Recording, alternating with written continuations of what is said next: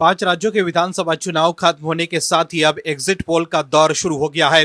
अंतिम चरण के चुनाव के दौरान बुधवार को भवानीपुर से टीएमसी उम्मीदवार और सीएम ममता बनर्जी ने केंद्रीय सुरक्षा बलों पर गंभीर आरोप लगाए हैं।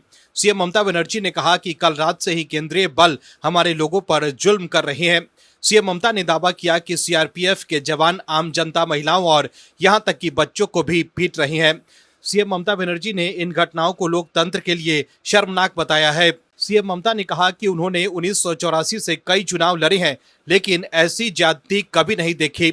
लेकिन बीजेपी का कहना है कि इस बार ममता बनर्जी चुनाव हार रही हैं, इसलिए टीएमसी के नेता सुरक्षा बलों पर आरोप लगा रहे हैं ताकि चुनाव के नतीजों के बाद ये दावा कर सके कि सीआरपीएफ और आईपीएस अजय पाल शर्मा जैसे अधिकारियों के जरिए बीजेपी ने बंगाल में चुनाव जीता है। इसलिए ही अभी से ही विपक्ष के लोग चुनाव में लगे अधिकारी को बीजेपी का कार्यकर्ता बता रहे हैं। वहीं अब आपको बताते हैं कि एग्जिट पोल किस ओर इशारा कर रहे हैं। दर्शकों, चुनाव के नतीजे 4 मई को घोषित होंगे, लेकिन बंगाल के दूसरे चरण की वोटिंग के बाद एग्जिट पोल के नतीजे सामने आए हैं। वहीं सबसे ज्यादा कड़े मुकाबले की उम्मीद पश्चिम बंगाल में व्यक्त की जा रही है।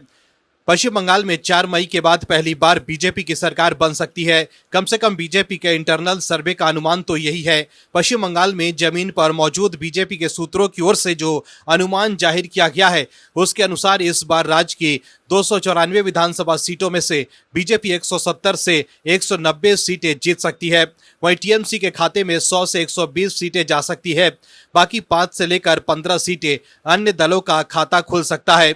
पश्चिम बंगाल में दोनों चरणों में हुए भारी मतदान के पैटर्न के आधार पर बीजेपी सूत्रों की ओर से किए गए नतीजों के आंतरिक भविष्यवाणी में क्षेत्रवार आंकड़े भी जारी किए गए हैं। इसके अनुसार कम से कम पहले चरण में मध्य बंगाल और दूसरे चरण में ग्रेटर कोलकाता इलाके में अभी भी टीएमसी को भारी बढ़त मिलती दिख रही है। वहीं मेट्राइज के एग्जिट पोल के अनुसार पश्चिम बंगाल में बीजेपी को 150 से 160 सीटें मिलने का अनुमान जताया गया है। टीएमसी की बात करें तो उसे भी 130 से 140 सीटें मिलने का अनुमान है। वहीं 6 से 10 सीटें अन्य के खाते में जा सकती है। वहीं पोल्स ऑन एबीपी के एग्जिट पोल में बंगाल में बीजेपी की सरकार बनती हुई दिखाई दे रही है। इस एग्जिट पोल में बीजेपी को 150 से 160 तो टीएमसी को 130 से 140 सीटें मिलने का अनुमान है। वहीं प्रजा एग्जिट पोल ने पश्चिम बंगाल में बीजेपी के 200 से अधिक सीटें जीतने का अनुमान लगाया है। पोल ने कहा है कि बीजेपी को 178 से 208 और टीएमसी को 85 से 110 सीटें मिल सकती है।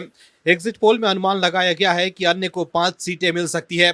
वहीं एग्जिट पोल में अपनी हार देख टीएमसी तिलमिला गई है। टीएमसी के नेता कुणाल घोष ने कहा है कि एग्जिट पोल निराधार है, इसका जमीनी हकीकत से कोई लेना देना नहीं है। हम 235 से अधिक सीटें जीतेंगे और बीजेपी 50 से अधिक सीट नहीं जीत पाएगी। वहीं असम में भी बीजेपी की वापसी की उम्मीद जताई जा रही है।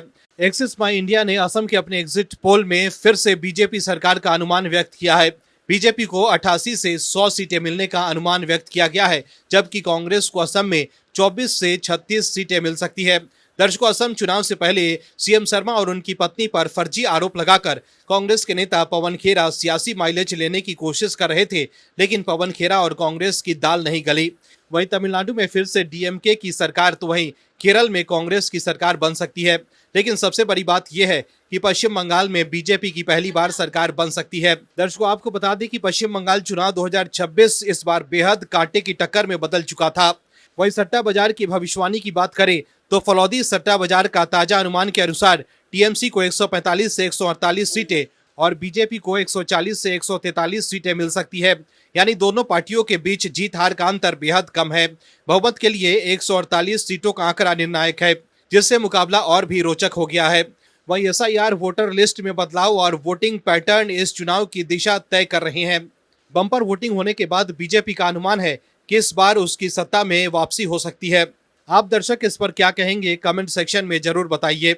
आप दर्शकों से विनम्र निवेदन है कि चैनल को सब्सक्राइब जरूर करें।